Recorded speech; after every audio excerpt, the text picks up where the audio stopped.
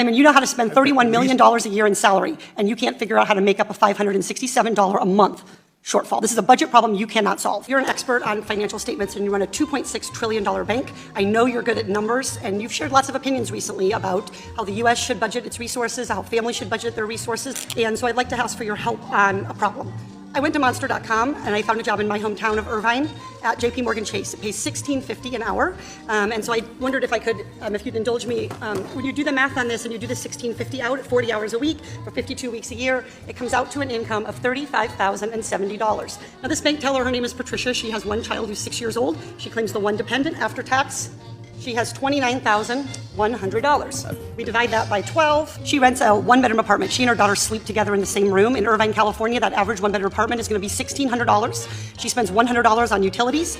Take away the $1,700, and she has net $725. She's like me. She drives a 2008 minivan and has gas. $400 for car, expenses, and gas, net $325. The Department of Agriculture says a low-cost food budget, that is ramen noodles, a low food budget is $400. That leaves her $77 in the red. She has a Cricket cell phone, the cheapest cell phone she can get for $40. She's in the red $117 a month. She has after-school childcare because the bank is open during normal business hours. That's $450 a month. That takes her down to negative $567 per month. My question for you, Mr. Dimon, is how should she manage this budget shortfall while she's working full-time at your bank?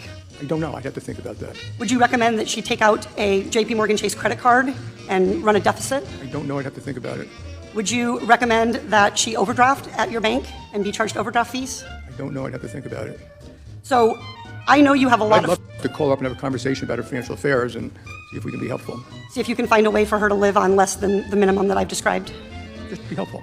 Well, I appreciate your desire to be helpful, but what I'd like you to do is provide a way for families to make ends meet so that little kids who are 6 years old living in a one-bedroom apartment with their mother aren't going hungry at night because they're $567 short from feeding themselves, clothing them. We allow no money for clothing. We allow no money for school lunches. We allow no money for field trips, no money for medical, no money for prescription drugs, nothing. And she's short $567 already.